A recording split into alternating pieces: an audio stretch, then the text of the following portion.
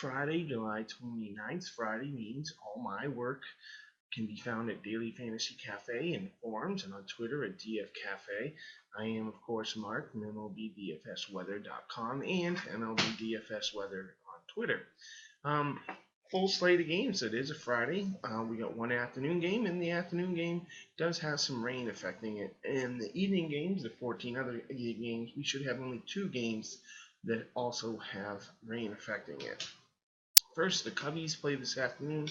There's going to be off and on rain basically all afternoon, all day, really. You can see the coverage is about 50% here.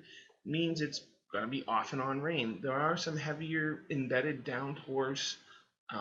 You can certainly see that the possibility of delays is going to be there. And I said delays plural because, hey, there's more than one heavy patch of rain.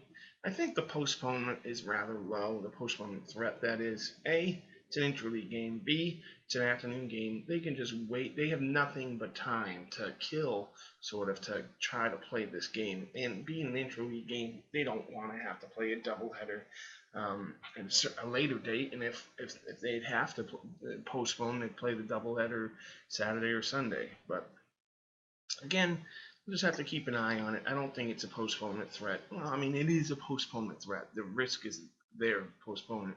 I think it's more likely that it's going to be delayed, but they'll play.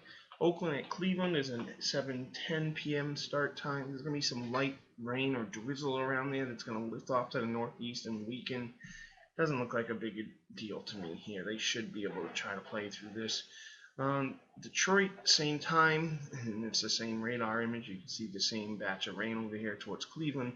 A heavier batch of rain from the southwest is going to be approaching as we go through the game. If the timing of this model is correct, they start dry, but they don't finish dry, or at least at some point in the game there is some rain that affects them. I put the delay threat at 40%. Maybe that's a little high. I'd probably downgrade it just by looking at it again to about 30 or 25. But you get my point that there's an in-game delay threat here.